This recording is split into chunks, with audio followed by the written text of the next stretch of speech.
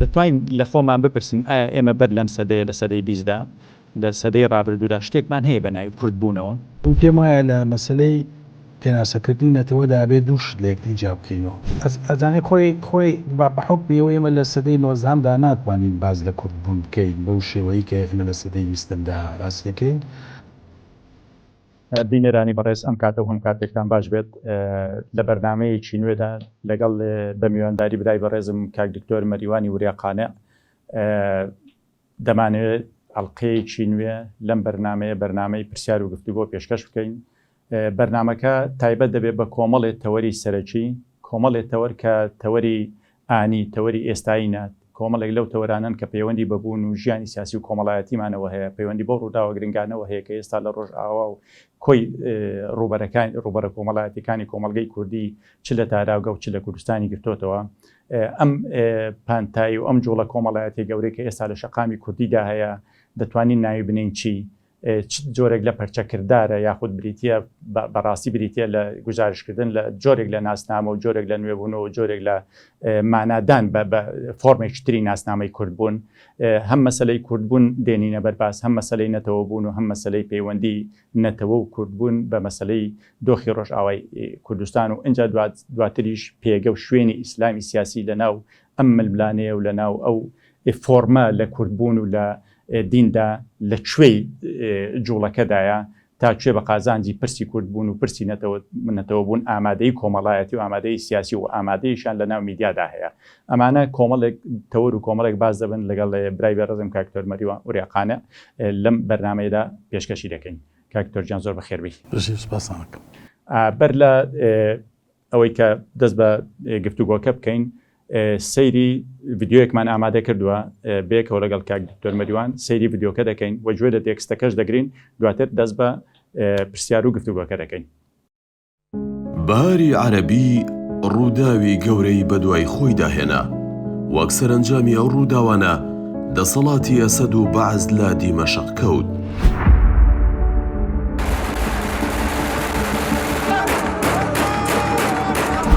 کەوتنی دەسەڵاتی بەعسی ئەسەد نمونەیەکی دیکەی لە دەسەڵات لە دیمەشق بەرەم هێناوە کە مرۆڤ ناتوانێت هیوای دادپەروەری کۆمەڵایەتی و مافی ژن و ئازادی لەسەر هەڵبچنێت. دەسەڵاتی نوێ لە دیمەشق هەڵگری پاشخانێکی جیهادی توندڕەوی دینی سونیە، کۆمەڵێک گروپی چەکداری نێو داعش و بەرەی نوسرا لەژێر ناونیشانی دەوڵەتی عەرەبی سووریا و سوپای عەرەبی سووریدا یەکیان گرتووە و کۆبوونەتەوە. ئەم دەسەڵاتە نوێیە ئەبوو محەممەد جۆلانی کە پێشتر لەلایەن ئەمریکاوە بە تۆمەتی تیرۆر داواکراو بوو سەرۆکایەتی دەکات. گۆڕانە ڕیشەیەکە تەنها لە گۆڕینی دەسەڵات لە دیمەشق نییە، بەڵکو لە هەڵگەڕانەوەی هاوکێشەی پەیوەندی هاوپەیمانی نێودەوڵەتیشدایە لە مامەڵە لەگەڵ دۆخی نوێدا. ئەمڕۆ ئەم هاوپەیمانێتیە کە پێشتر لەگەڵ هەسەدە و کورد لە ڕۆژئاوا لە پەیوەندی سیاسی، سەربازی و هەواڵگری بەهێزدا بوو، بەهێزەوە لە پشتی دیمەشق وەستاوەتەوە و بە بەرچاوی هاوپەیمانەکەی دوێنێی کەوتووەتە بەردەم شاڵاوی سەربازی و ئەگەری ڕوودانی کارەساتی مرۆیی. ڕۆژاوا لە ئێستادا لە بەردەم پەلامار و مەترسی گروپە چەکدارە فرەناسنامە بێناسنامە یاساییەکانی دیمەشقدایە. هەمان کات بوونی مەترسی و ئازاری کوردان لەو بەشەی کوردستاندا جۆرێک لە هاودەنگی و کۆدەنگی لە نێو کورد لە کوردستان و هەندەران دروست کردووە کە دەتوانین بڵێین لە مێژووی ئێمەدا کۆدەنگیەکی بێوێنەیە و دەکرێت وەک مۆدێلێکی تازەی خەبات و یەکخستنی ڕیزی کوردان ببیندرێت. ڕۆژئاوا و پرسی کوردبوون دوانەیەکی تەواوکەری یەکدی و تێک ئاڵاون. ئەمڕۆ پرسی ڕۆژاوا سنوورە دەستکردەکانی تێپەڕاندووە و خەریکە لە سایکۆلۆژیا و ستراکچەری کۆمەڵایەتی مرۆڤی ئێمەدا شتێک بە ناوی سنووری سەپێنرا و بوونی نامێنێت، یان لانی کەم دەتوانین بڵێین هێزی کوردبوون خەریکی خەمڵین و کامەڵبوونە، خەریکە لە دۆخی ئینتیمای بچووک و لۆکاڵیەوە بەرەو دروستکردنی سەرزەمینی گەورە و هاوبەشی کوردبوون و نەتەوە هەنگاو دەنێت. ئەم دۆخی پارادیمە نوێیی کوردبوون هاوشانی بوونی مەترسی گەورە هاتووەتە بوون، ئومێدێکی نوێیە لە تێپەڕاندنی ئینتیمای بچووک و شەڕیمانەوە بۆ ئینتیمای گەورەی سیاسی و شەڕی ئامادەبوون وەک هێزێک لە ئەگەری هەرگۆڕان و داڕشتنەوەیەکی نوێی نەخشەی ڕۆژهەڵاتی ناوەڕاست دەیەوێت ڕۆڵی خۆی هەبێت و گوێی لێ بگیرێت. بینەرانی عزیز دووبارە سڵاو ڕێز تایبەت کاکتۆر ئەم ڤیددیۆت بینی و گوێبیستی تێکستەکەش بووین بەگشتی ستێبینی سەرنجێک لەسەر کۆی ئەم نمایشی وێنە و تێکستەکەشە بوو. خاڵی سەرەکی لە تێکستەکە و لە نمایشەکەدا بریتە لە پێداگرتن لەسەرەوەی ئێمە لە بەردەم شتێکی تازەداین. ئێمە کۆمەلگای ئێمە و ئینسانی ئێمە لە بەردەم فۆرمێکی تازەی ڕوانیندایە بۆ خودی خۆی و ڕوانین بۆ جیهان و بۆ پێگەی خۆی لە ناو جیهانەدا و پێداگرتنێکی بەرفراوانە لەسەر شناسی کوردبوونی ئێمە کە بێگومان مێژوێکی دیاریکراوی هەیە کوردبوون لە کۆمەلگای ئێمەدا ئەوانە هەمووی خاڵی یەجگار گرنگن و ڕەنگە دوو بکرێک لەسەر دوو شتی بوەستین دوو شت لە ناو دیمەنەکەدا کە دەکرا زیاتر پێ لەسەر دابژێرەیە یەکەمیانەوەیە ئێمە لە بەردەم نەوەیەکی تازەداین ینی یان نەوەیە زیاد لە نەوەیەکی تازەداین کە کەوتۆتە ناو فۆرمێک لە کوردبوونەوە بۆ ئێمە بۆ نەوەکانی پێشەوان هینترا کراوەترا نەتەوەی ترا نیشتیمانی ترا پێم وایەوە خاڵێکی هێجگار بەمانایەک لە مانەکان فۆرمێکە بازی داوە بەسەر بەشێکی زۆری ئەو دابەشبوون و تەقسیماتانەی کە بە درێژایی سەدەی بیستەم کەوتۆتە ناو شناسی کوردبوون و مەسلەی کوردیشەوە خۆی وەکو مەسلەیەکی سیاسی خاڵێکە. خاڵی دووەمیان ئەگەر بکرێت کەمێکێک لەسەری بۆستینەوەیە لە تێکستەکەدا دەگوترێ ئەمە پارەدایمێکی نوێیە ڕەنگەوایان کەمێکێک لە موبالەغی تێدا بێ و زێزەگۆیی ئەوە پەیوەندی بە ساتە وەختەکەەوە هەیە بچکە بمانایەک لە ماناکان ئەم ساتە وەختە هەمومانی دڵخۆش کردووە و ئێمە فۆرمی زۆر تازەی کوردبوون و بەرگری تازە لە کۆمەلگاکەدا لە کوردبوون دەبینین بەڵام پێم وایە ئێمە لە سەدەی بیستەمدا بپلەی یەکەم لە سەدەی بیستەمدا ئێمە دەبین بە کورد و کوردبوون دەبێت بە شناسی هەرەسەرێکی ئێمە و ئەم پرۆسەیە لە سەرەتای بیستەکانی سەدەی بیستەمەوە دەست پێ دەکات و تا ئێستا بەردەوامە لە ڕووی سیاسیەوە جیاوازە ئەو بکەرەکانی کە ئێستاکە هەڵیان گرتووە جیاوازن ئەو نەوەیەی کە ئێستا لەسەر شەقامەکانە ئەو نەوەیە نییە کە 15 ساڵ 20 ساڵ لەمەوە پێش دەسەر شەقامەکان بۆمانە هەمووی گۆڕانکاری کۆمەڵایەتی سیاسی هێجگا گرنگن بەڵام ئەوەی پێمان وابێ ئێمە لە بەردەم پارەدایمێکی تازەداین و پارەدایمێکە چۆتە ئەو دیوی کوردبوونەوە یاخود بە کوردبوون مانایەکی بەخشیوەکە لە قۆناغەکانی پێشتردا ناتوانن بیدۆزینەوە پێم وایە لەمەیاندا ڕەنگە تۆزێک لە زیادڕۆیە بچکم پێم وایە هینێکە حەڵقەیەکە حەڵقەیەکی تازەی گەشەکردنێکە کە ئێمە لە سەرتاکانی سەدەی بیستەم بۆ لە ناویداین. دەستخۆش بە دکتۆرجان ئێمە هەمووان دەزانین ئەم دۆخە نوێی ڕۆژئاوا دیارە بابەتەکان بابەتی جیاجا ئێمە دەمانێت قسەی سەر پێ هەم پرسی مەسەلەی کوردبوون و نەتەوە بوون و بەستنەوەی بە دۆخی ڕۆژئاوا و هەم گەڕانێکی بچووکیش ئەگە بکرێت لە ناوڕۆبەری دینیدا دین لەوێدا چه ئامادەیەکی هەیە و ئیسلامی سیاسی توانیوێتی چی بکات یاخود تا چەند ئەکتیڤە لە ناو ئەم کایادا دەمانەوێت لەوە دەست پێ بکەین. سوپاس بۆ سەرنجەکان لەسەر دیمەنەکان و لەسەر تێکستەکە بەر لە دۆخی ڕۆژئاوا ئێمە گە قسەیەک لە پرسی کوردبوون بکەین بەر لە سەدەی بیست یعنی بگەڕێنەوە بۆ ڕابردوویەکی نەزۆر دوور کەمێ نزیک بەر لە سەدەی بیست دەتوانین بڵێن دەتوانین لە خۆمان بپرسین ئایا ئێمە بەر لەم سەدەیە لە سەدەی بیستدا لە سەدەی ڕابردوودا شتێکمان هەیە بە ناوی کوردبوونەوە بە معنای کوردبوون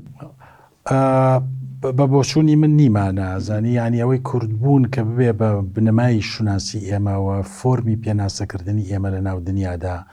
و کردنی بەو چوارچێوەیی کە خۆمانی لە ناوە بدۆزینەوە لە دوای کەوتنی ئیمپراتۆرەتی عوسمانیەوە دروست دەبێت لەبەرەوەی شوناسی سەرێکی ئێمە لە ناو ئیمپراتۆرەتی عوسمانیدا کوردبوون نییە بەڵکو مسلمان بوونە ینی وە مسلمانێکی سنیش لە ڕاستیدا بەڵە شوناسێکی دینی ئەوە هەم بۆ ئێمە ڕاستە هەم بۆ عەرەبەکان ڕاستە هەم بۆ تورک ڕاستە هەم بۆ میلەتانی ترکە مسلمان بوون و لە ناو ئیمپراتۆرەتی عوسمانیدا ڕاستە کە تێیدا شوناسی دینی بوون و مسلمان بوون شوناسی ژمارەیەکە ینی تۆ ئەگەر ئێستا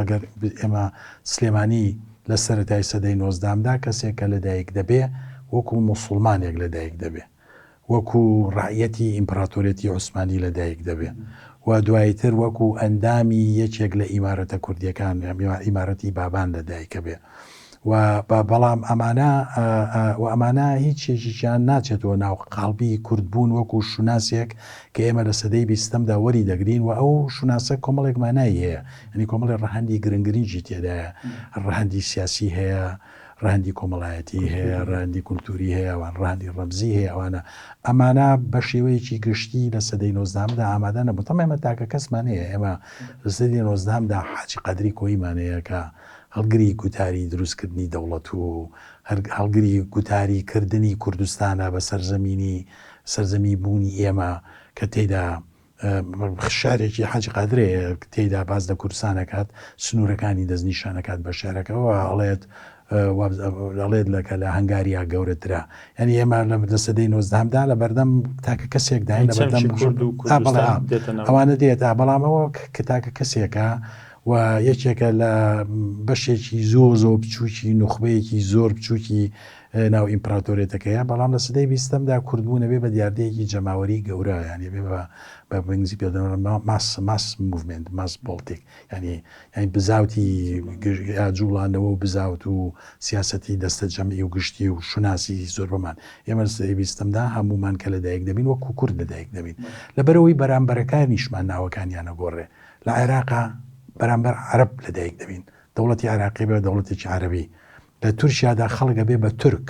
نابێ بە مسلمان نییە چیتر سەر بە ئیمپراتۆرەتی عوسمانی نییە ینی ئەو شوناسە سەرچەکەی نیە بەڵکو شوناسی تورک بوونە لە ئێراندا شوناسی فارس بوونە لە سووریادا شوناسی عەرەب بوونە ینی ئەو شوناسێکە بۆ ئێمە دروست دەبێت ئەوی پێ لە جەرگرین لە سەرێکی دیکەوە پەیوەندی بەو دراوسیانەوە هەیە بەو خەڵکانەوە هەیە کە لە ناو یەک چوارچێوەی سیاسی کۆمەڵایەتیدا ئێمە کەوینە ناویانەوە و ئێمە کەوینە ناو چوارچێوانەشەوە کێشەی ژمارەیەکمانەوەدایە بین بە کەمینە ینی ئەمە وەکو کەمینەیەک لە ناو دەوڵەتانە ئامادەین و کەمینە بوونەکەمان وەکو بە پلەی یەکەم وەکو هەڕەشە مامەڵی لەگەڵاکرێ نەکو وەکو فۆرمێکی تایبەت لە مرۆڤ بوون تا ئەمڕۆ لە تورکیادا یاخود لە سووریا ئێستادا ینی کوردبوون وەکو هەڕەشەیەک بۆ شوناسی دەوڵەتەکە وەکو شوناسی باڵەدەستی کۆمەلگاکە مامەڵی لەگەڵاکرێت لەبەرەوە ڕاو دەنرێت هەوڵی توانەوەی دەدرێت هەوڵی سەرکوت دەدرێت جەنگی بەرەوە ئەمانی لەگەڵاکرێت یانی مەبەستنەوەی ئێمە لە سەدەی 20دا دۆخەکەمان بە تەواوەتیە گۆڕێ بەرامبەرەکانمان دەگۆڕێن پێگەی خۆمانە گۆڕێ بۆ یەکەم جارەبین بە کەمینەی ئەتنی و هەموو داواکاریەکی کولتوری و سیاسی و ڕەمزی ئێمە وەکو هەڕەشەیەکی ئەمنی مامەڵاکرێ ینی لێرۆ کوردبوون لە سەدەی 20دا دەبەسترێتەوە بەو شتانەوە یەکەم ئەوی ترێکی جیاوازت هەیە دوو هەم کورد بۆتەوە بۆ هەڕەشەیەکی ئەمنی گەورە لەو دەوڵەتانەی کە دروست بووە و سێهەمیشیان بووین بە کەمینە ینی یەکێک لە خاصیەتەکان و سفەتە سەرچەکانی کورد بوون لە سەدەی 20دا بە کەمینە بوونە و پێشم وایە تا ئێستاش بەشێکی زۆری ئەو کێشانە بە پلەی جیاواز بە ڕادەی جیاواز لە ناو بەشە جیاوازەکانی کوردستانە هەرماون و هەریش دەکەن ئەمە هەر بۆ ئەم تەکمیلی قسەکانی تۆ ینی ئەمیزەکی لە شوێنێکدا دەڵێت تاوەکو تورێک نەیگوت من تورکم کوردەکان نایگوت ئێمەش کوردین ینی ئەمە ینی کاتێکە و ناسنامەیەکی شوناسێکی ئیتنی و نەتەوەی بەخۆی دەدا لە بەرامبەردا کوردیش دەیەوێت داکۆچی لە شوناسێکی جیاواز و تایبەتی خۆی بکە کە شوناسی کورد بوونە لە سەدەی 20دا هەمویان بەیەکەوە دروست دەبنە و شوناسانە ینی حتا پێداگرتن لەسەر عەرەب بوون یان ئەمەی کە بناو ئەبەستێتەوە بە مەسەلەی عروبە و ناسیۆنالیزمی عەرەبیەوەمانەوە هەمووی دیاردەی سەدەی 20 یا کۆتاییەکانی سەدەی 19 ئەگەر کوردبوون کە دکتۆر بەم لێکدانەوەی بەڕێزت کە باست کرد ئەگەر کوردبوون بەر لە سەدەی 20 جیرۆدەی بەردەمی دەسەڵاتە لۆکاڵیەکان لە ناو دوکاندامی نیشینەکان میرایەتەکان بوو بێ بەڵام ئێمە پێمان وایە کوردبوون لە سەدەی 20دا هەنگاوێکی باش هاتۆتە پێش خۆی وەکو کورد دەناسێنێ وەکو کورد لە بەرامبەر ئەوی دیدا خۆی تعریف دەکات دەیوێش بە دوای شوناسێکی تایبەتدا دەگەڕێت لە ڕووی کولتوری و لە ڕووی سیاسی و کۆمەڵایەتیەوە بەڵام لە سەدەی 20دا تاوەکو چرکە ساتێکی ئێمە قسەی تێدا دەکەین بەر لەم دۆخی کە لەو ڕۆژ ئاوا ڕوویدا لە ماوەی ئەو 20 ڕۆژەی ڕابردوودا تاوەکو ئەم بەر لەم 20 ڕۆژەش کوربوون دیسان لە فۆرمێکی تردا دابش دەبێتەوە لە فۆرمێکی جیاوازتردا دابش دەبێتەوە ئەگەر لە سەدەی 16 بۆ 19 لەسەر بنەمای منیشینایەتی و لەسەر بنەمای دەسەڵاتی لۆکاڵی جوگرافیای لۆکاڵی بچوک بچوک دابش بووە لە سەدەی 20دا لەگەڵ دروستبوونی حیزبی سیاسی و هاتنی فۆرمی ململانەی نادروستی سیاسی لە کوردستاندا جارێکی کە کوربوون دابش دەبێتەوە لە فۆرمی حیزبدا حیزبیش خۆمان هەمومان دەزانین هەڵگری بڕێکی زۆر لە ڕێگەزی خێڵە لە عقلی خێڵە لە هەڵگری پەیامی کۆمەڵایەتی خێڵە ینی ئایا ئەم دابش بوونە جارێک کە نامانگەڕێنەوە بۆ ئەوەی کە بڵێن ئێمە لەبەر کوربوون ڕاستە فۆرمێکی نوێی وەرگرتووە ڕاستە وەکو کورد دێتە ناو کایەکەوە ڕاستە هەڵگری بڕێکی زۆر لە ناسنامەی کوردبوون و شوناسی کوردیە بەڵام دوجار ئەم کوردبوونە ناپەڕێتەوە بۆ ئەوەی کە لە سەروی حیزبەوە ئینتیماکانی خۆی جاریشکە تعریف کاتەوە ئەزانی خۆی بە حوکمیەوە ئێمە لە سەدەی 19دا ناتوانین باز لە کوردبوون بکەین بەو شێوەیە کە ئێمە لە سەدەی 20دا باسیەکەین ینی نەبووە بە بنەمای شوناس لەبەرەوە کێشەکان پەیوەندیان بە سەدەی 19ەوە نییە بەڵام تۆ بڵێ لێکچوونیەکەیە بەڵێ ڕاستە زانی لێکچوونیەکەیە ئێمە لە ڕاستی ئازانی ئەوەی کە بەلای بنەوە شوێنی لەسەر ڕاوەستانەوە پێشم وایە پێویستی بە خوێندنەوە هەیە ئەوەیە ئێمە دوو فۆرمی جیاوازی دوو ئامرازی جیاواز یا دوو استراتیژەتی جیاوازی دروستکردنی کوردبوونمان لە بەردەمدا بووە بە درێژایی سەدەی 20م یەکەمیان پرۆژەی دروستکردن و مانابەخشین و پاراستنی کوردبوون پرۆژەی نوخبەکان بووە نوخبەی کۆمەڵایەتی نوخبەی ئەدەبی نوخبەی سیاسیەکە بووە و مثلم شاعرانی ساڵانی 20 و 30 و 40مانە دوایی تر ئەو نوخبە سیاسیەکە لە قۆناغەدا دروست پێ لەسەر ئەو شتانە دادەگرێت ئەزادی ینی بانایەک لە ماناکان خۆ پێناسەکردنەوەی مرۆڤی ئێمە لە سەدەی 20مدا وەکو کورد وەکو بوونەوەرێکی ئەتنی جیاواز لە ئەتنیەکانی دەوروبەری ئەرچی ژمارەیەکی ئەو نوخبە خوێندەوارە بووە کە لە سەرتاکانی سەدەی 20مەوە ڕۆڵێکی گەورە و گرنگ لەناو مێژووی ئێمەدا دەبینین ئەوەی جیاوازە لە ئێستادا بە تایبەتی لە دوای ئەمەی ڕۆژئاواوە و ئەم خۆپیشاندان و ئەم بزوتنەوەی ئێستا دروست بووەیە کوردبوون کاری نوخبەکان نییە ئێستا کەوتۆتە دەستی کۆمەلگاکە ینی ئێمە لە نوخبایانی لەسەرەوە بۆ خوارەوە بە شێوەیەکی شاقوڵی کوردبوون دابەزێنێتە ناو کۆمەلگاکە ئێستاکە ئێمە لە دۆخێکداین کوردبوون تێیدا لە ناو کۆمەلگاکەەوە بەرەو سەرەوە لە خوارەوە ڕێک بە پێچوانە بۆتەوە ئەمەش بەری گەشەکردنی میلەتی ئێمە شێوەیەکی ئاسۆیی وەرەگرێ بەڵام بەرەوسەرەوە ڕوادیانی ئەمە ئەم فۆرمی کوردبوونی ئێستا دەیبینین کوردبوونیەکە کە لە خوارەوەی کۆمەلگاکە دروست دەبێت و شێوەیەکی ئاسۆییە چەندە ڕووی لە دنیای دەرەوەیە هێندەش ڕووی لەسەر جەمی ئەو نوخبە سیاسیە پارچەپارچەی ناو کوردستانە کە درزیان کردوتە هەموو فۆرمەکانی شوناسی ئێمەوە لە شوناسی کۆمەڵایەتیمانەوەگرێی بۆ شوناسی سیاسی و لە پێش هەمووشیانەوە درستکردە ناو شوناسی کوردبوونی ئێمە دەبەرەوە ئەم گرنگی ئەم بزوتنەوەیە چەندە ڕووی لە دەرەوە ینی چەندە گرنگە بۆ دنیای دەرەوە دنیا لە دەرەوە خەڵک تەماشامانەکات و وەکو میلەتێکەمان بینێت وەکو هەڵگری یەک فۆرمی کوردبوون دەردەکەوین ینی ئەو پێداگرتنەوە لەسەر بوونی ئێمە لە ناو جیهاندا وەکو کورد چەندە ئەوەیە ئەوەندەش ڕووی لە سەررجەمی ئەو مێژووە سیاسی ئێمەیە کە مێژوویەکی لە لانی کەم مەگەر تۆزێک بین خااتری بگرین مێژووی پارچەکردنیەکی بەردەوامی کۆمەلگای ئێمەیە بە درێژایی سەدەی 20م ئێمە لێردا میایەکێکێ لە خاڵە گرنگەکانی ئەم بزوتنەوەی لەوەدایە کە تەنها ینی وێنەیەک پیشانی حیزبە سیاسەکانی کوردستان دەدات کە نایناسن ینی من باوەڕم بەوەیە هیچ یەکێک لەم هێزە سیاسیانەی ئێمڕۆ لە کوردستاندا هەیە و کار دەکەن چاوەڕوانی ئەم فۆرمەی کوردبوونیان نەبووە چونکە هەر یەکێک لەم هێزانە خەریکی بە پرۆسەی بە حیزبیکردنی کورتبوونن ئەوەی تۆ باس کرد. یعنی مەسەن هێزێکی وەکو پارتی دیموکراتی کوردستان خەریکی بە پارتیکردنی کۆمەلگایە، یا هێزێکی وەکو یەکێتی دەیوە کۆمەلگا بە یەکێتی بکات یا پەکەکە بە هەمان شێوە. بەڵام ئەمەی ئێمە ئەمڕۆ دەیبینین ینی تەحەدایەکی گەورەیە بۆ ئەو استراتیژیا حیزبی کە کۆمەلگای ئێمە لەسەر بنەمای حیزبی سیاسی و ئینتیما بۆ نخبەیەکی سیاسی دابەش دەکات، ینی تەحەدایەکی هێزگار گەورەیە بڵێن تێپەڕاندنی ئەم دۆخە بچووکانە یا ئینتیما لە ئاستی کۆمەڵایەتیدا بڵێ. بەڵام ئێمە ئاستە کۆمەڵایەتیەکەمان ئەو ئاستە نییە کە سیاسەتی لە وڵاتی ئێمەدا دروست کردووە، ینی لە سیاست لە وڵاتی ئێمەدا ڕنگدانەوەی کۆمەلگاکە نییە. ینی هێزی سیاسی لە هێزە سیاسەکانی وڵاتی ئێمە نوێنەری کۆمەلگای ئێمە نین،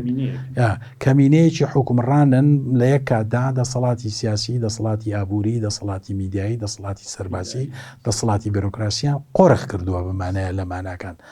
ئەمانە ئەو فۆرمە نییە کە کۆمەلگای ئێمە ئەمڕۆی لە سەجادەکە بەرگری لەکە. بەرگری لە کورتبوونێکی تەجدید کرا و دابڕاو لە سەررجەمی ئەو کێشە سیاسیانەی ئەو دابەشبوونە سیاسیانەی لە ناوەوە مێژووی ئێمەی تووشی فلیج بوونێکی گەورە کردووە. ئەمە یەکێک لە خاڵە هەرە گرنگەکانی ئەم بزوتنەوەی لەوەدایە ئەو تەحەدایی دروست کردووە. بەڵام ئەم تەحەدایە مەرج نییە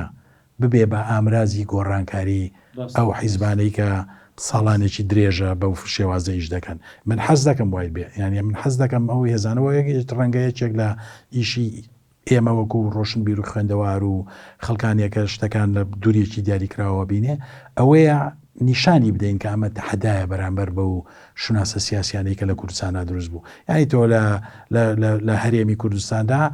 لەسەر بەڕێوەبەری دەستگایەک زمانی شەڕی ناوخۆی شەکە،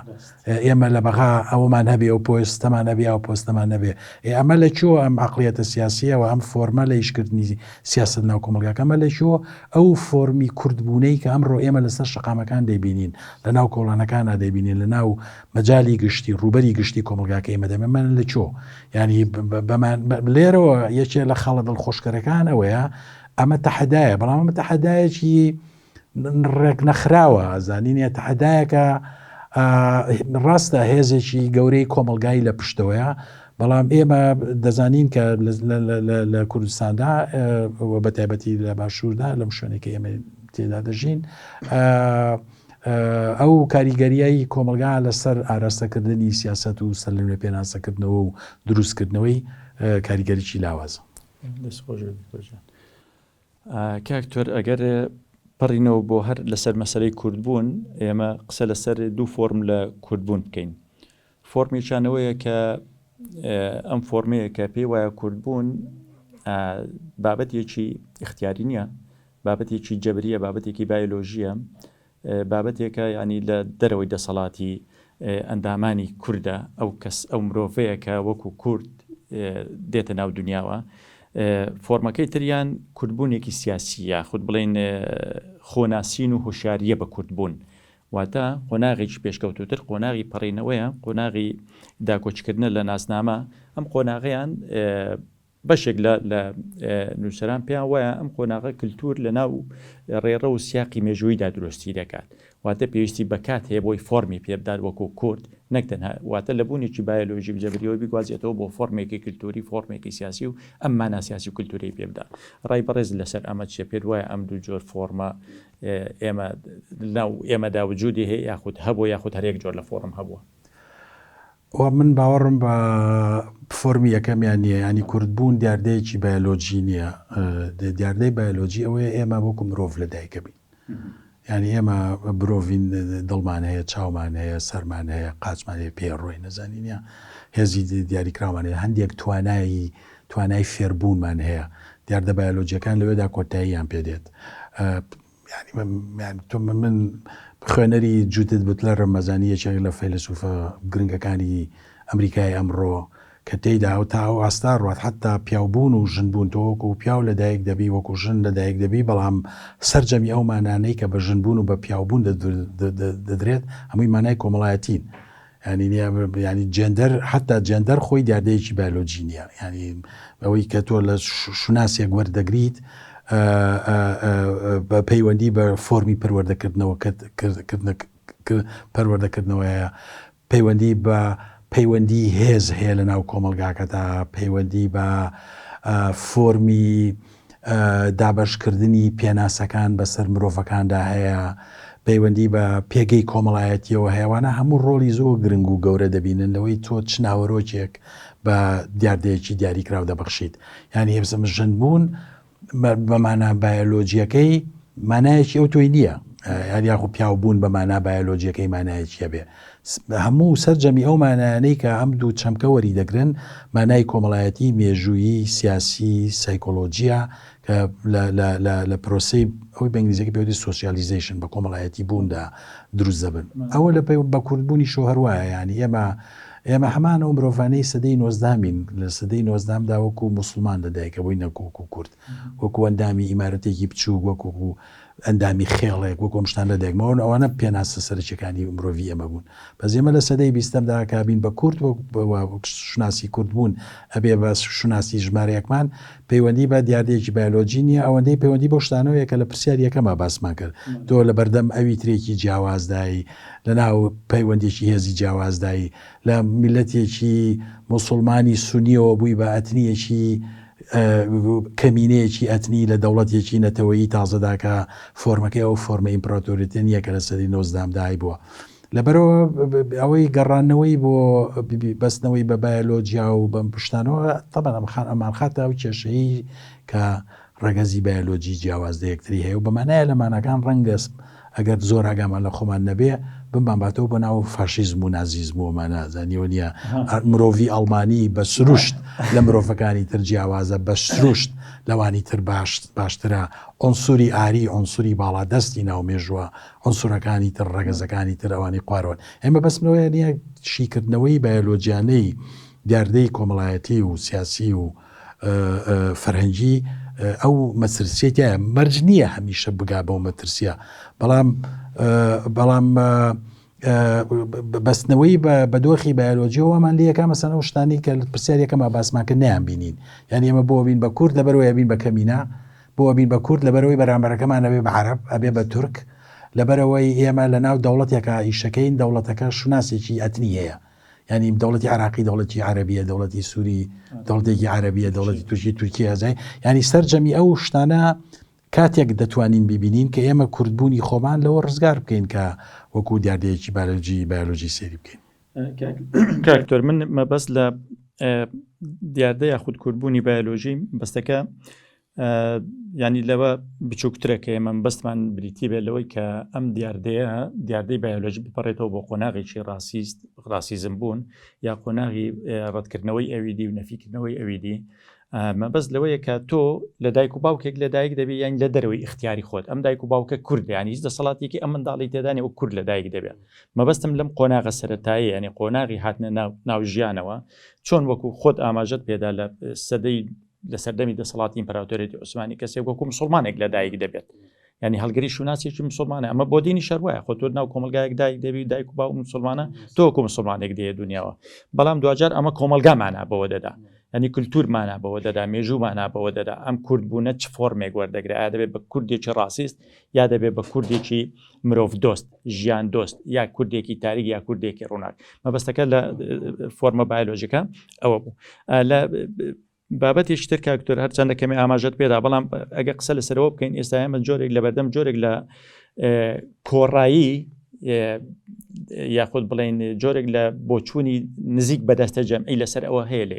ئێستای دۆخی ئێستاماندا کە پرسی ڕۆژ ئاوای کوردستان ئەم دۆخی کە لە 20 ڕۆژی ڕابردوودا هاتوۆتە پێش ئەم ڕووداوانە مۆدێلێکی جیاوازتر و پێشکەوتوتر لە کوردبوونی لەگەڵ خۆی هێناوە کوردبوونێک لە کوردستانەوە بۆ ئەوروپا بۆ پایتەختەکانی ئەوروپا بۆ وڵاتانی ئەوروپا بۆ شارە جیاوازەکانی ئەوروپا لە ڕووی کۆمەڵایەتی و سایکۆلۆژیەوە چیتر ئامادە نییە دان بەم سنوورەت سەپێنراوە دابنێ کە جوگرافیات کێشاوێتی کە قانون کێشاوێتی کە دابشکاریەک فۆرمێکی دابشکاری لە سایکس بیکۆ هێناوێتی بۆ لۆزان و سەپاندوویەتی بەسەر وجود و بوونێکدا کە هیچ بۆچوونێکی ئەویتێ ڕاپرسێکی لەسەر نەکراوە بۆچوونی ئەوی تێداوە نەگیراوە ئەم فۆرمەی کوردبوون ئەم سنوورانە ناناسی ئاین لە سایکۆلۆژیا و لە بوونی کۆمەڵایەتی ئەودا ئێستا کوردێکی ڕۆژاوە و کوردێکی ڕۆژهەڵات و کوردێکی باشوور و کوردێکی باکوور وەکو یەک لە بەردەم ئازاری هاوبەشدا داکۆچی لە پرەنسیپ و لە ناسنامەیەک دەکەن کە ناسنامەی کورد بوونە. ئایا تۆ متفقی لەگەڵ ئەمەکە هەنگاوێکی باش ئەم پرسی کوردبوونی بردۆتە پێش؟ ئەزای من باوەڕم بەوە نییە ئەم فۆرمە تازەی کوردبوون کە ئێمە دەیبینین نەفی دابشکردنەکانی سێکسپیک و دوای سێکس من لە ڕووی کۆمەڵایەتی سایکۆلۆژی دەڵێم حتا لەو ئاستەشدا زانی چییە ینی بەبۆچوونی من ڕەنگە هەڵە بم تێدا ئێمە وەکو کورد زاکیرە یاداوەریەکی کۆیی هێجگار بریندارمان هەیە ینی ئێمە هەموو پەلامارێک کادرین ئەگەری جینۆسایدی لەگەڵایە ینی ئێمە مۆدلی هەڵەبجەمان هەیە مۆدلی ئەنفالمان هەیە لەبەرەوە توانایی دەوڵەتەکان ئەو دەوڵەتانەی کە ئێمە لەگەڵیانە دەژین توانای شەڕیان توانای جەنگیان توانای تەکنۆلۆژی لە ناوبردن و کوشتنیان بەڕادەیەکە ئەگەری جینۆسایت ئەبێ بە یەکێ لە ئەگەر هەرە سەرەتاییەکان ینی هەموو پەلامارێک دەشێت بە کۆکوژی بە کۆمەڵکوژی بە سڕینەوە بە وێرانکردنێکی سەرتاسەری کۆتایی پێبێت لەبەرەوە بە بۆچوونی من بەشێکی پەیوەندی بۆ ینی ئەوەی کە ئەو خاڵی کە دەمەوێ بڵێم لە پشتی ئەم چوونە سەر شەقامەوە بەم شێوەی کە ئەمڕۆ دەبینین پرۆژەی سڕینەوەی سنوورەکان و خەیاڵی سڕینەوەی ئەو سنوورانە ئامادە نییە ئەوەندەی پرۆسەی بەگشتیبوونی سەررجەمی ئەو مەترسیە گەورانە هەیە کە لەسەر هەموو فۆرمەکانی کوردبوونن لە هەموو پارچەکانی کوردستانە و لە پێش هەمووشانەوە کوشتنی دەستە جەمعی و سڕینەوەیەکی سەرتاسەری ینی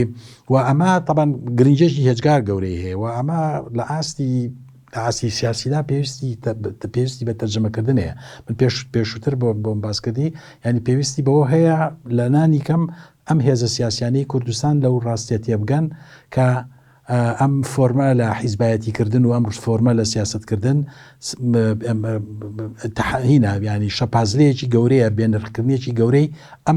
ئەم بزاوتە تازەیە کە لە کورسانە دروست بووە ئەگە دەستکاری نەکرێت خاڵێکی دیکە کە گرنگە ئەزانی ئەوەیە لە ڕاستیدا گەڕانەوەیە بۆ پێداگرتن لە فۆرمێک لە فۆرمەکانی نەتەوەی و نیشتیمانی بوون کە تێیدا لەسەرێک و سەررجەمی ئەو ترسە گەورانەی تێدایە کە هەر یەکێک لەو ترسانە بەستراوەتەوە بە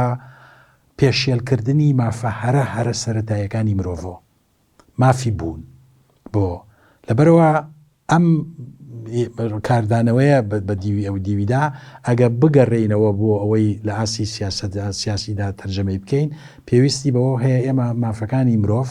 بنەما سەرچەکانی مافەکانی مرۆڤ ببێ بە بنەمای سەرەکی شوناسی ئێمە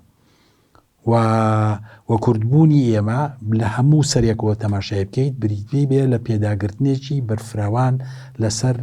سەررجەمی ئەو مافانەی کە مرۆڤ ئەکرێ واتوانای بوونی هەیە لە دنیای ئەمڕۆدا ینی بەمانایە ئێمە ئەچینە پشتی ئەو ئایدۆلۆژیە قەومیە نینانەوە پەرگیرانەوە کە پێ لەسەر فۆرمێک لە کوردبووندا ئەگرێکە دیوارێک دروست دەکا لە بینی کوردبوون و نەتەوەکانی تر و میلەتەکانی ترۆمانە بەڵام لە هەمان کاتا دەچێتە پشتی ئەو ئایدۆلۆژیانەش کە پێیان وایە لە دنیای ئەمڕۆدا بەرگریکردن لە نەتەوە لە نیشتیمان مانایەکیان نەماوەتەوە و پێیان وایە مەسەرەن هاچی قسەکردنێک لەسەر نەتەوە و نیشتیمان و شناسی نەتەوەیی فاشیزمە یا لە فاشیزم نزیکە یا قەومچین یا بەم جۆرە شتانەکە دنیای ئێمەدا دروست بووە یا بێنرخکردنێکی تەواوی بیرۆکەی ئینتیما بۆ نەتەوە و ئینتیما بۆ نیشتیمان و یەکسانکردنیان بە یا دەوڵەتی نەتەوە ئەو ینی لە ڕاستیدا من ئەوەی ئەو دیدەی کە پێی وایە دەوڵەتی نەتەوە باوینەماوە باوەڕێنەماوە یا دیدێکی ڕۆمانسی ئەنارشیە نییە لە شوید شوێنێکی دنیای ئەمڕۆدا جێگەی نابێتەوە بە تایبەتی بۆ میلەتێکە دان بە سادەترین داواکاری و خواست و مافە نەتەوەی و نیشتیمانەکانی نەنرابێت.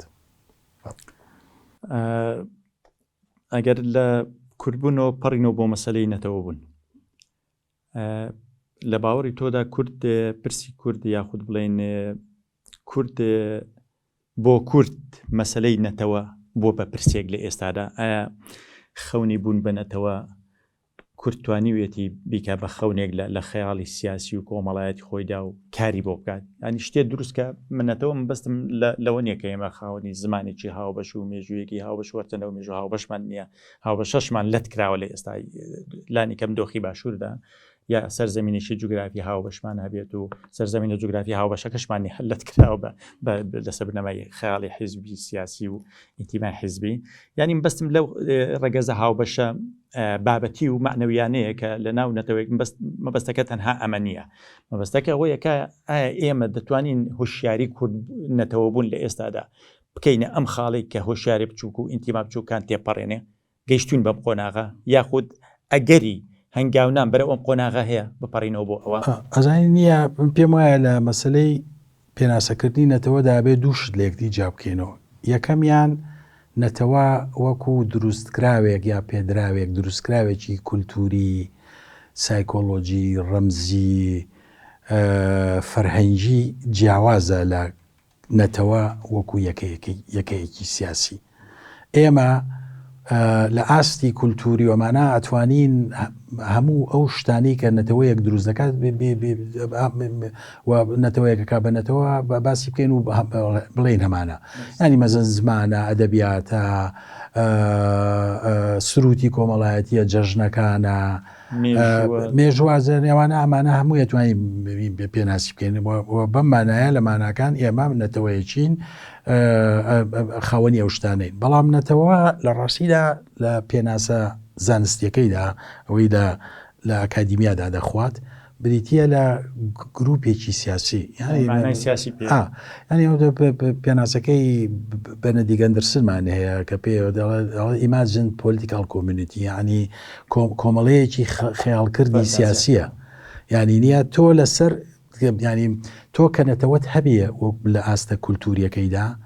ئەو کاتە ئەتوانیت باس لە نەتەوەیەکی سیاسی بکەی کە ئەو داخوازیە کولتوریان یا ئەو پێدراوە کولتوریانە ببەستیتەوە بە داخوازی سیاسیەوە ینی مەسەن تۆ ئێستا لە سەدەی 19دا عەرەبەکان باسییان لەوا کرد کە زمانی تایبەتی خۆیانیان هەیە کولتوری تایبەتی خۆیانیان هەیە ئەدەبی تایبەتی خۆیانیان هەیە کە ئەفسانی تایبەتی خۆیانیان هەیە ئەمەی کە پێ بترێ نازەیەکی ئەدەبی لە سەدەی 19دا دروست بێ بەڵام ئەوەی کە نایکا بە ناسیۆنالیزم ئەوەیە هیچ عەرەبێک لە سەدەی 19دا بە تایبەتی مسلمانانی عەرەب داوای سربەخۆیی سیاسی یا جۆرێکەوەی بەنگلیزی پێوتێ پۆلیتیکال سوڤرەنیتی یانی سەروەری سیاسی ناکات لەسەر بنەمای ئەم کولتورە ینی تۆ پێناسە کولتوریەکەت نابەستیتەوە بە کۆمەڵێک خواستی سیاسیەوە بۆی دروست ناکەی کاوت بۆ دروست نەکرد ینی تۆ بەمانای نەتەوەیەکی سیاسی ئامادە نیت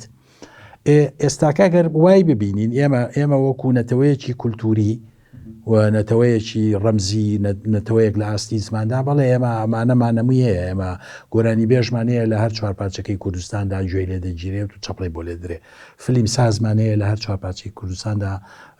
سێری فیلمەکانی دەکرێت ڕۆمان نووسمانەیە لە هەر چوارپارچەکەی کوردستاندا سێری ڕۆمانەکانێکە شاعیرمانێ بە هەمان شێوە بەو شێوەیە زانی بۆ زۆربەی زۆری بوارەکانەمانێ بەڵام کە دێیتە سەر ئاستی سیاسی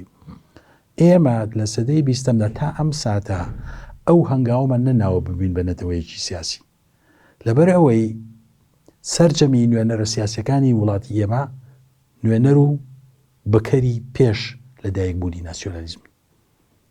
ینی ئێمە بزاوتێکی نەتەوەیی نیشتیمانیمان هەیە لە ئاستی کولتور و لە ئاستی زمان و لە ئاستە ڕەمزیەکەیدا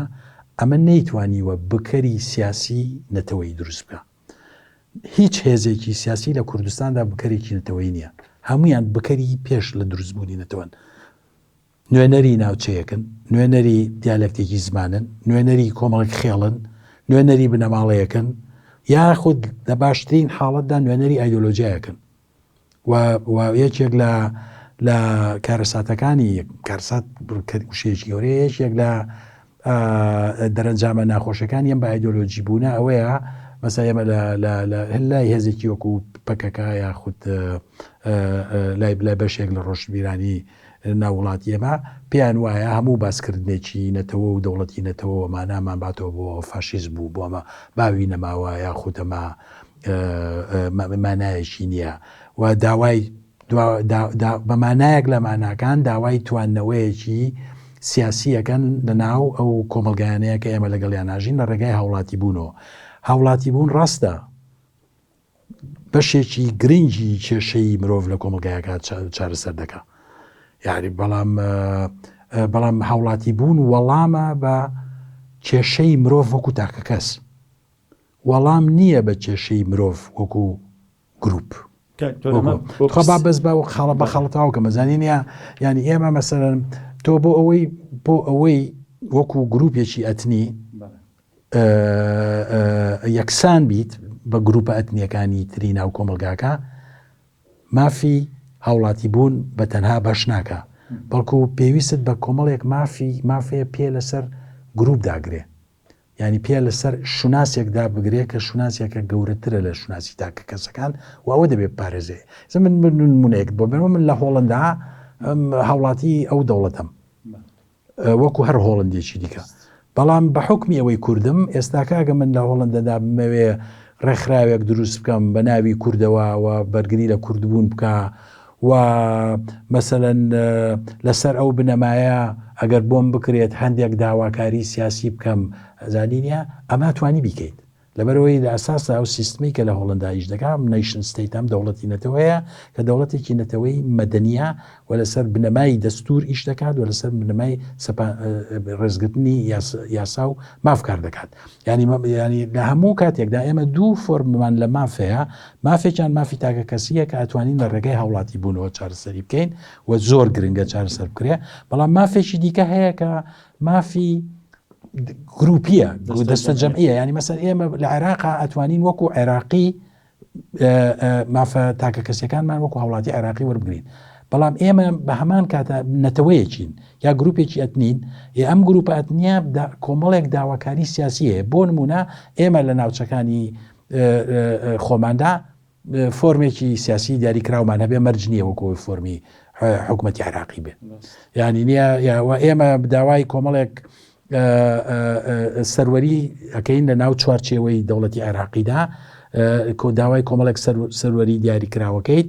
کە پەیوەندی بۆ هەیە کە تۆ ئەتنیەتێکی جیاوازی، ئەوە مافی هاوڵاتی بوون دەستنیشانی ناکە، ینی پێت نابەخشێ، بەڵکو مافێکی دەستە جەمعی پێت دەبەخشێ کە بەستراوەتەوە بەوەی کە تۆ بۆنمونە کوردی لە وڵاتەدا. ئەوانە ینی بێچێک لەو کێشانی کە ئێمە لە وڵاتی ئێمەدا ئەمانە ئەوەیە لە ئاستی سیاسیدا ئێمە بکەرە سیاسەکانی وڵاتی ئێمە بەشی هەرە زۆریان وەکو باسم کرد بکەری نانەتەوەین، بکەری بەر لە دروستبوونی نەتەوەن، ینی وەکو بکەری خێڵەچین، بکەری ناوچەین، بکەری بنەماڵین، بکەری خێزانین، و لە ئاستێکی تریشدا هەندێکیان بکەری ئایدۆلۆژین کە باس بەسەر لێکجاکردنەوەی ئەو دوو فۆرما لە مافدا دەبەخشێ، مافێکی تاکە کەسیانە کە دەکرێت لە ڕێگای هاوڵاتی یەکسانەوە بەدەستی بێنی مافیشکان مافێکی دەستە جەمعیە. لەبەرەوە کێشەی ئێمە لە سەدەی بیستەمدا ئەوەیە ئێمە بە مانای کولتوریەکانیان، بە مانە زمانیەکان، بە مانای فەرهەنگ، بە مانای کەلەپور ئەتوانین بە خۆمان بڵێنێتەوە، بەڵام ئێمە لە ئاستی سیاسیدا ئەو هەنگاومە نەناوە ئەم پێکهاتە کولتوریە ڕەمزیە تەرجەمە بکەین بۆ بکەری سیاسی و بکەری سیاسیمان هەبێت هەڵگرێ پرۆژێ بێت. بێجێ لە کێشارارە گەورەکانی دنیای ئێمەیە و یەکێک لە تەحەدا سەرچیەکانی ئەو بزوتنەوەی ئەمڕۆ لە کوردستانە دروست بووە لە دوای ڕۆژاواوە ئەم خۆپیشاندانانەوەی ینی بەمانایەک لە ماناکان تەحەدایەکی گەورەیە بۆ ئەم پارچە بوونە سیاسیە. بەڵام ئەمە ینی من ئەو دیوەیم پێ گرنگە، ینی دیوە گرنگەکەی لەوەدایە کە ئەمە شوناسی سیاسی هێزەکانی ئێمە خاتە قەیرانێکی گەورەوە، ئەوەی لەسەر مدیر عامێ لەسەر بەڕێوەبەرێک لە بەغا ساڵ و نیوەک پەرلەمان پاک بخەیت و حکومەت دروست نەکەیت و بابەتشتان نازانی کە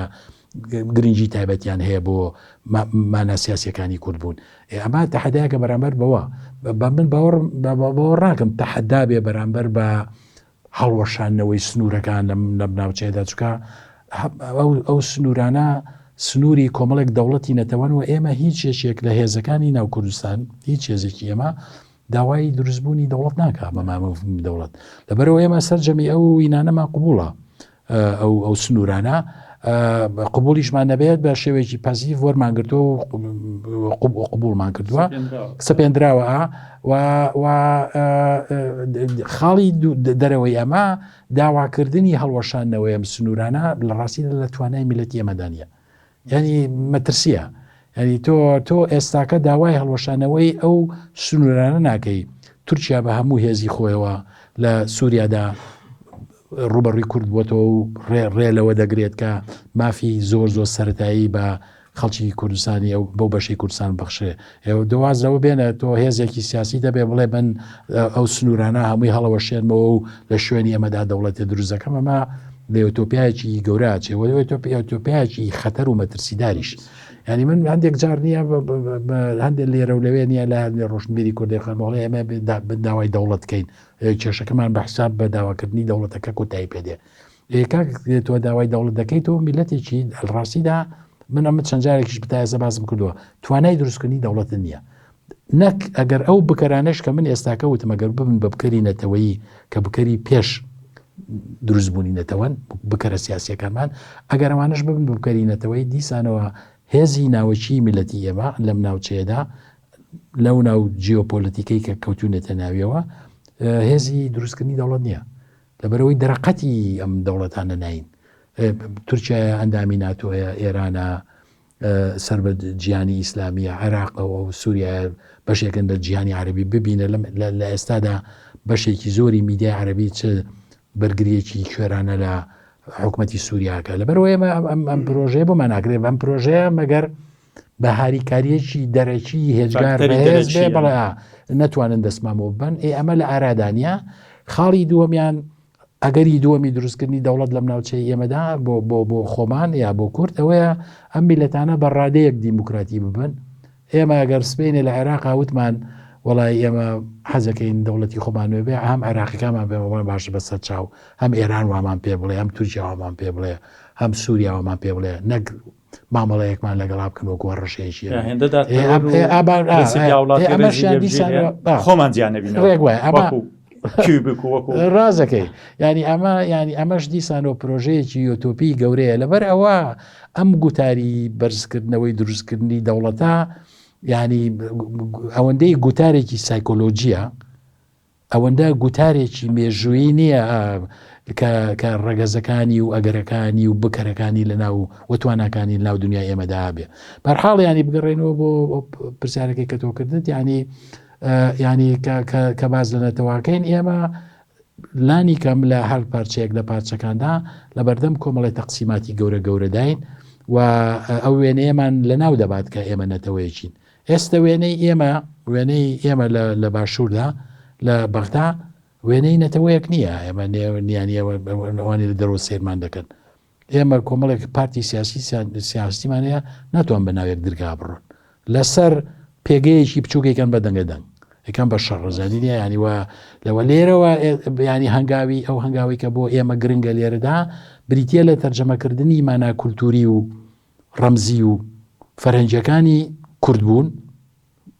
یان نەتەوە کورد وەکو دیاردەیەکی کولتوری ڕەمزی زمانەوانی بۆ مانای سیاسی ئەوە کاتێک دەکرێت کە تۆ کۆمەڵێ بکەری سیاسیت هەبێت دانی کەم لەم بەشەدا بۆی بتوانانی بە دەرەنجامە بکەیت دەستخۆش بێت دکتۆرجان کاکتۆرۆڵایەک سەرنجم لەسەر ئەو پرسیارە دەمێنینەوە شتێ سەرنجی ڕاکێشام ئێمە لە باری کللتوریەوە ئەگەر بڵین لە باری زمانیەوە لە باری هوەریەوە لە ڕووی مێژووی وەکو جوگرافیا ئەو بنەمایانەمان وەکوونەتەوە تێرا مەوجودە و یان دەتوانین بڵین لە ڕووی کللتوریەوە ئەم ڕێگەزانەمان هەیە کە خۆمان وەکوونەتەوە پێناسە بکەین بەڵام ئەمانە وەکو لە ئەوەی کە لە وەکو مەفهوم لە قسەکانی تۆ تێگەیشتم ئەمانە تەوزیب نەکراوە لە مەجای سیاسی یان نەگەڕاوین بە دوای دۆزینەوەی سەرپۆشێکی سیاسی ڕۆبەرەیەکی سیاسی چارچێ و ئیتارێکی سیاسی بۆ ئەم بابەتە کللتوریانە بۆی کاوەکو نەتەوەیەکی سیاسی خۆمان لەسەر شانووی سیاسی دنیادا تعریفکەینەوە بەڵام پرسیار ئەوەیە ئێمە لە ڕووی کللتوریشەوە لە ڕاستیدا ئەو ڕێگەزانەمان کردوون بە ڕێگەزی هاوبەش ینی خەیاڵی ئینسانی ئێمە تۆ لە شوێنێک ئاماژەت پێدا بە لە ڕووکردنەوەکان ئاماژەت بە هەڵەبجەدا ئاماژەت بە ئەنفالدا ینی ئێمە هەتەنانەت هەڵەبجە وەکو تراژیدایەکی گەورەی مرۆیی لە ڕوبەرە بچووکەی باشووردا ئەنفال وەکو تراژیدایەکی زۆر گەورە وەکو قڕکردن وەکو جینۆساید لەسەر کۆمەڵگەی ئێمەدا جێبەجێ دەگرێت ئەمانە توانی ببێ بە خەم و ئازاری کۆمەلگای ئێمە وکو کۆمەلگا یاوەکو تەنانەت حتا یادکردنەوەکانیشیان کاکە دکتۆر یادکردنەوەی ئەم بۆنە ئەمەست کارە سادن تراژیدیای گەورەنە بۆنەی نیشتی دەبێت بچێتە پڕێت لە بۆنەی بچووکی حیزبی لۆکاڵی جوگرافیا بچووکە پڕێتەوە بۆ بۆنەی نیشتیمانی بۆنەی نەتەوەی ئێمە ئەوانەشمان لە سنووری جوگرافی بچووکدا حەسر کردووە لە قاعەیەک لە شوێنێک پارتی بە جۆر یادی دەکاتەوە یەکێتی بە جۆر یادی دەکاتەوە گوتاری پارتی جۆرێک ینی مەبەستم حتا لە ئاستی دەرەوەشدا ئێمە ینی بەستم لە چی حتا زمان ئەم زمان ستانداردەمان دروست نەکرد ینی گرفتەکە ئەوەیە ئێستا باکووریەک و باشووریەک بە باشی لە یەکتری ڕەنگە حاڵی نەبێت زازایەک و هەورامەک و سۆرانێک و هەورامێک و هەورامێک و بادنێک لە یەکتری حاڵی نابن ینی ئەمە لە گرفتمان لە مەجای کللتوریەکەش نییە لە بواری ئەوەی کەوەکو نەتەوەی کللتوری خۆمان هیچ میلەتێک نییە لە دنیادا هیچ نەتەوەیەک لە دنیادا نییە لە بواری کولتوریدا کێشەی نەبێت ینی بۆ نمونە لە فەڕەنسادا تا ساڵانی 30 سەدەی 20م ئەو زمانە فەرمیەی کە لە سەدەی 19دا دەبێت بە زمانی فەرمی کە لەهجەی پاریسا زۆرینەی کۆمەلگاکەلی تێناگەن بەڵام زمانێکی نووسینی هاوبەش هەیە حتا لەوەش لە ئێستادا ئاسایە ئەوە تەبەنەوە ئەزانی چی دیسانەوە ئەوە نخبەی سیاسی حکومڕان دروستیەکات ینی نەتەوە خۆی بە دروستی کەیتە پێویستت بە دروستکردنی مەسەن تۆ چەند دەستگایەکی سەرەکی هەیە بۆ دروستکردنی نەتەوەیەکی یەک لەوانە قوتابخانەیە لە قوتابخانەدا تۆ یەک مێژووە خوێنیت یەک جوگرافیا خوێنیت یەک جۆر تەفسیری دینیە خوێنیت ینی ئەو خەیاڵە سیاسی و ئەو خەیاڵە کولتوریە کە بۆ دروست دەبێت لە قوتابخانە خەیاڵێکی هاوبەشە بە یەک زمانە خوێنی زمانێکی هاوبەش بۆ دروست دەبێت وەمە لە مەودای درێژدا ئەبێتە هۆی دروستبوونی زمانی نەتەوە ێزە لە وەڵەندا ئەنواع ئاشکاڵ هیچمان هەیە فۆرمی جیاوازی لەهجەی لۆکاڵی هەیە لە هۆڵندەدا بەڵام زمانێکەیە کە زمانی دەوڵەت و زمانی حکومڕانی ئەومەیە ئەوە ڕاستە زەی بەڵام ینی حتا لەو ئاستەشدا ینی مەسەڵەن میلەت هەیە بە 4 زمان قساکە یەک نەتەوەی مەسەڵەن لە سویسرا زەنیدا لە بەلجیکا بە 3 زمان قساکەن بە ئەڵمانی و بە هۆڵندی و بە فەرەنسی بە فەرەنسی بەوانە ینی ئەوانە ئەگەر لە دەرەوە هینێکە بێت ئیرادەیەکی سیاسی هاوبەشی نەتەوەی و نیشتیمانی هەبێت ئەوانە چارەسەری بۆ دۆزێتەوە ینی مەسەڵەن لە هۆڵندادا لە بەلجیکا بەشە فەرەنسیەکەی بە فەرەنسیە خوێنێ بەشە هۆڵندیەکەی بە هۆڵندیە خوێنێ ئەڵمانیەکان بە ئەڵمانیە خوێنن هەموو ئەو زمانانە زمانی سەرەکی و ڕسمین لە ناو وڵات زمانەکە دکتۆر نەتەوەی جیاوازن ئێمە یەک نەتەوە ینی ئێمە دەبڵێ ئەڵمانیا ئیتالیا فەرەنسیە بۆ ئەوانە ناڵێ لە بەلجیکا ئەوانە هەمیان ئێمە بەلجیکین ئەوە لە سویسریا هۆکارەکە چییە؟ هۆکارەکە لەبەرەوەیە ئەمانە دەستورێکی سیاسیان هەیە کە هەمویان بە یەکتری یەکسانن هەمان مافیان هەیە ئەم هیچ پارتیەکی ئەو وڵاتە نایەوێت هەموو ئەوانی تر هەموو دەسەڵاتەکانی تر بۆ خۆی بێت و دوای خۆی بۆ کوڕەکەی و دوای کوڕەکەی بۆ کوڕۆزاکەی و نازام چیە زانیان ئێمە زانی کێشەیەکی گەورەمان هەیە من وتم بەکەرەکانمان سیاسیەکانمان بکەری بەر لە دروستبوونی نەتەوەن کێشەکە لەوەدایە ئەم لۆجیکی بەر لە دەدروستبوونی نەتەوەیە نەقڵەکەن بۆ هەموو ئەو کایانەی تر کە نەتەوەی تێدا دروست دەبێت سکایی سەربازی ئێمە هێزی سەربازیمانێ ئەمانی نیە حیزبەمانی ئەو حیزبەکەی ترە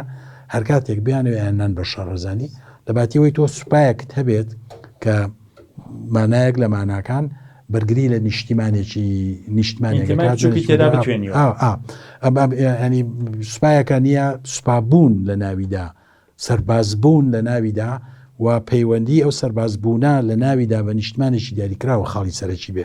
نەکەوە سوپای فلان حیزبە لە ناو حیزبی شاینی فلان تاکە کەسی ناو حیزبەکە یازانی نیە ئێمە ئەمانە هەمووی کێشەی زۆ گەورەن لە دنیا ئێمەدا ئەو قسەی کە تۆ باست کرد ئێمە بەسمەوەیە ینی تۆ لە ئاستی کولتوریدا ئەتوانی نەتەوەبی بەڵام مەسەن زیاد لە دیالکتێکی زمانت هەبێ مەسەن زیاد لە دینێکت هەبێ زیاد لە فۆرمێکی ژنهێنان و شوکردنت هەبێ زانی ئەوانە هەمووی نییەکە کە لە پووری جیاوازن ئەتوانی گیان بکەیتەوە لە ناو چوارچێوەیەکی سیاسیدا کە بە هەریەکێکیان پێگەی تایبەتی خۆی بدات و هەمووشیان لە دەوری پرۆژەیە کۆ بکاتەوە. ئەوەی کە ئەو بکەرە نانەتەوەیانەی کە من باسم کرد بکەری بەر لە دروستبوونی نەتەوە کێشەکان لەوەدایە تراژیدیە گەورەکانی کۆمەلگای ئێمەش ئەوەی کە تۆ باس کرد ڕاستە ینی ئەوانەشیان بەنانەتەوەیی کردووە. من بەفکرم دێ من لە ساڵانی نەوەتا لە ئەمستردام کە چوومە هۆڵندا لە ساڵانی نەوەتا هەر هێزێکی سیاسی ئاگری نەورۆزی خۆی هەبوو، هەر هێزێکی سیاسی هەڵەبجە یادی هەڵەبجەی بەجیا کردەوە و هەر هێزێک نییە ڕێکخراوی تایبەتی بۆ خۆی دروست کرد بوو مەسەن تۆ سەر بە مێزە بوویتیان ناچی بۆ ڕێکخراوی ئەوی تریان یانی مەبەستم لەوەیە لۆجیکی دابشبوونە سیاسیەکانیان پەڕاندە بۆ ناو سەررجەمی مێژووی ئێمە بۆ ناو برینەکانیشمان کە و ئازارە دەستە جەمیەکانمان تا بە جینۆسایی دەکات کە ئێمە لە بەردەم خەیاڵی ئەو کەسەی کە برینداری کردوین یەکین وەکو یەکین ئەومان کوردین، بەڵام ئێمە لە فۆرمی مامەڵەکردنمان لەگەڵ ئەو تراژیدیا گەورەیەدا بە لۆجیکی دابشبوون و پارچە پارچەبوونێکی سیاسیشمان کردووە. یعنی لێرەوە حتا برینە نەتەوەیەکانمان برینە گەورەکانمان ئەو زاکرەی کە ئێمە ئەمانە هینە ڕێیەکی نەخستوین. ئەمەیەکێ لە باشیەکانی ئەم بزوتنەوەی کە ئێستاکە لێرەدا دروست بووە لەوەدایە کە بۆ لە سەرتاشدا باسم کرد ئەگەر پاڵنەری سەرەکی بەرامبەر بەما بیرکەوتنەوەی ئەو زاکیرە ڕووداوەکانی ناو ئەو یاداوەریە بریندارکەرە تۆقێنەرە بێت و لێرەوە هەوڵی بە نەتەوەییکردنی ئەو یاداوەریانە بدات، ینی تۆ هەموو پەلامارێکت نییە هەڵەبجەت بەبیر بێنێتەوە ونیە هەموو قوبوڵ نەکردنێکی ئەوەی بە زمانی خۆت بنووسیت سیاسەتی کەمالیزمی تورکیا بە درێژایی سەدەیەک بەبیر بێنێتەوە یاخود یاساخکردنی گۆرانی کوردی وەکو بە درێژایی مێژووی بەحەز لە سووریادا یاساق بووە بە پێی یاسا تۆ هەموو دەستبردنێک بۆ هونەر و ئەدەبیاتی ئێمە ئەو تراژیدیا گەورانت بەبێرمەوەیان بەبەستمەوەیە ئێمە یاداوەریەکی برینداری هاوبەشمان هەیە ئەم یاداوەریە لە ئێستادا بۆ بە یاداوەریەکی دەستە جەمعی گەورە لای بەشی زۆری ئەندامانی میلەتی ئێمە ئامادەیە، لای ئەو کۆچبەرە گەورانەی کە لە ئەوروپادان ئامادەیە. ینی قسەیەکی دوورکایم کۆمەڵانسێکی گرنگی فەرەنسیا باس لەوە دەکات دەڵێ هەندێک جار بیلەتانەوەی کۆیان نەکاتەوە بە ئینگلیزیەکە بێتە ساد سەلەبریشن ینی ئاهەنگی خەمبارە، ینی ئەو ئاهەنگە خەمبارانەی کە ئەیگیرێت ئێمە بۆ نمونە لە سێردارەدانی قازی محەممەد ئاهەنگێکی خەمبارە، تێرۆرکردنی قاسملو ئاهەنگێکی خەمبارە، کردنی ئۆچالان ئاهەنگێکی خەمبارە لە ئەمانەی لای خۆمان لە سێدارەدانی ئەو چوارشەیدەی کە کۆمەڵی ڕەنجەران دروست دەکات دەزانین ئەمانە ئێمە ئێستاکە لە قۆناغێکداین ئەم برینانە و ئەم برینە گەورانەی ناو مێژووی ئێمە بە مانایەک لە ماناکان نای زۆرێک لە مرۆڤی ئێمە ئامادەیە. وایە یەکێک لە پاڵنەرە سەرەکیەکانی دروستبوونی ئەم فۆرما لە کوردبوون لە خوارەوە نەکەوەی نوخبەیەک بۆمان دروستکە لە سەرمانداتەوە پەیوەندی بە جیهانی بوونی ئەم زاکیرەوە هەیە. ئەمەش پەیوەندی لەسەرێکەوە پەیوەندی بە تەکنۆلۆژیایی سوۆسیال میدیاەوە هەیە، تەکنۆلۆژیای پەیوەندیەوە هەیە کە هەموو مناڵک بن کچێکمەیە نیوەی هۆڵندیە نیوەی کووردا ئەم کچەی من هەموو ئەو شتانەی کە بەسە کورداتوە لە سەدەی بیستەمدا ئەوە بەهینێک دەتوانێت لەسەر سوۆسیال میدیا بیبینێت لە یوتیوب سریان بکاتوانێت بیان بینێ. لێرەوە ئێمە لە بەردەم دۆخێکیشداین ئەو دۆخە لە ڕووی گەشەکردنی تەکنیکی و تەکنۆلۆژیای پەیوەندی و لە ڕووی فێربوونی زمانی زیاتر و لە ڕووی بڵاوبوونەوەی کورد بە جیهاندا لە زۆر شوێنی تردا دیسانەوە دۆخێکمان بۆ دروست بووە کە تەحەدای ئەم پارچە بوونە سیاسیاکە کە ئەمڕۆ ئاکاری سەرەکی هێزە سیاسەکانی کوردستانە. دەستخۆش بە سوپاس بینەرانی عزیز لێردا دێنە کۆتایی ئەم ئەڵقەیە لە ئەڵقەی دووەمدا درێژە بە هێندێک پرسیار و گفتوگۆی تر دەدەین کە ماوە تەواوی بکەین کاتێکی خۆشتان هەبێ وەشار بن.